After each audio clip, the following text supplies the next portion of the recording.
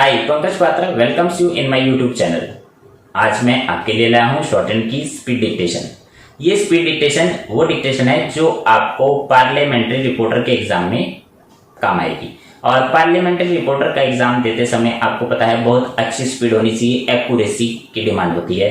तो आपने इस डिक्टेशन को पूरा लिखना है और लिखने के बाद इसको एक बार फिर से सुनकर इसको चेक करना है, ट्रांसक्राइब करके इसको देखना है कि इसमें कितनी मिस्टेक्स हो रही हैं। और जो वर्ड्स आपसे नहीं लिखे जा रहे, जिनकी आउटलाइन नहीं बन पा रही या आउटलाइन गलत बन पा रही है, उनको बनाने की कोशिश करनी है, उसकी प्रैक्टिस करनी है कि कौन कौन से वर्ड्स आपसे छूट गए जिनकी आउटलाइन नहीं बन पा रही हैं। और उसके बाद प्रैक्टिस करने के बाद, आउटलाइन बनाने के बाद आपने इसी डिक्टेशन को एक बार फिर से लिखना है, दोबारा से प्रैक्टिस करनी है और देखना है कि कौन कौन से वर्ड जो छूट गए थे क्या अब दोबारा लिखने पर वो लिखे जा सकते हैं। तो प्रैक्टिस करने और स्पीड बढ़ाने का यही तरीका है कि हम इस डिक्टेशन को कम से कम 2 या 3 बार लिखें। खाली लिखना नहीं है, डिक्टेशन लिखनी नहीं है, उसको ट्रांसक्राइब करना है और अपनी मिस्टेक्स को एनालाइज करना है। इस तरह से अगर हम प्रैक्टिस करते हैं तो हमारी स्पीड जरूर बढ़ जाएगी और एग्जाम में आप जरूर सक्सेस प्राप्त करेंगे। और आपने क्या करना है कि इस वीडियो को खुद तो देखना ही है और अपने फ्रेंड्स को भी बताना है और इसको शेयर करना है, कमेंट करना है वीडियो के कमेंट बॉक्स में। और इसके साथ साथ जो इस चैनल पर नए हैं उन्होंने बेल आइकन को प्रेस करना है और ताकि आगे आने वाले आपके वीडियो के नोटिफिकेशन आपको मिलते रहें। तो शुरू करते हैं आज की dictation, speed dictation for parliamentary exam. Yes, be ready, start. First of all, I am beholden to your foundation for having given me this opportunity to be with you here this day. Your annual lectures have already become extremely popular and useful. I find that a long line of eminent personalities have been speaking to you on the foundation's annual day.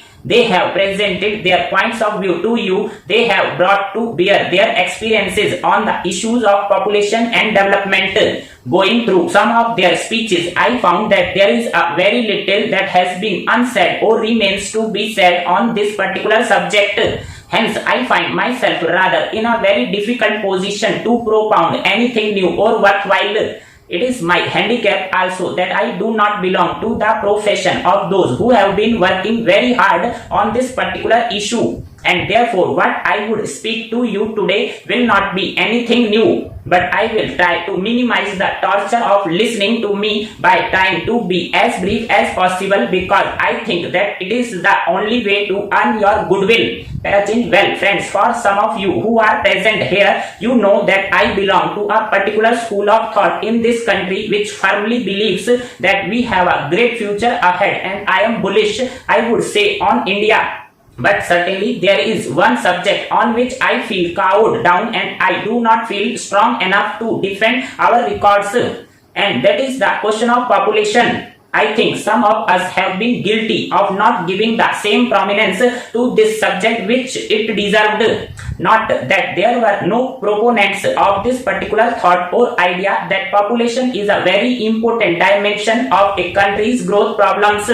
Not that there were no people who were telling us why we should give more importance to it, but somehow most of us were so carried away by the ideas of sheer economic growth and development that we thought that this is a problem of number which could easily be solved. But then when I look in retrospect and think of the days which were given to us to do something, I feel that it was one of the ironies of life that we wanted to serve the people, we forgot about the numbers. We belong to a civilization, a culture which celebrates marriages.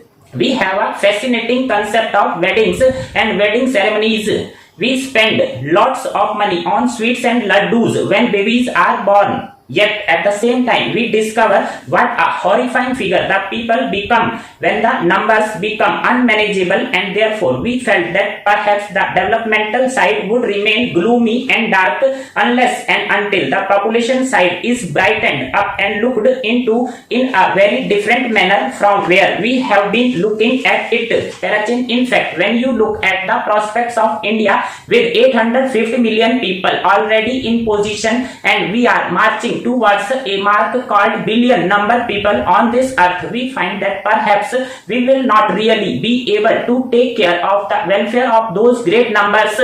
That is where we feel that we are perhaps caught in a trap. In the language of the economists, it is the Malthusian trap. That is the power of earth to grow, to produce what you call the needs of the people will be totally overtaken by the power of the people to expand in numbers.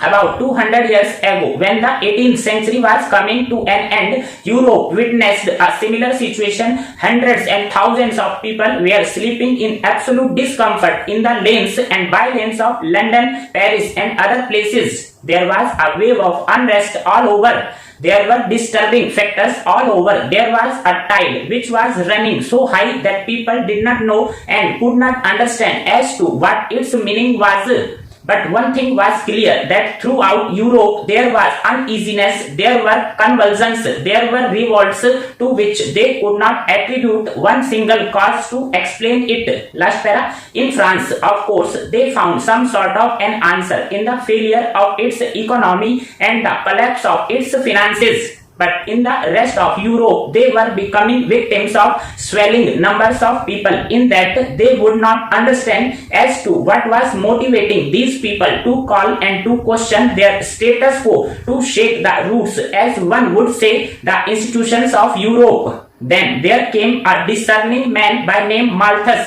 and he said that this is all happening because the power of the population has overtaken the power of the earth to produce the needs of the people. He saw them coming into the streets of London. He saw them sleeping on the naked earth without any support or without any cover. Thank you.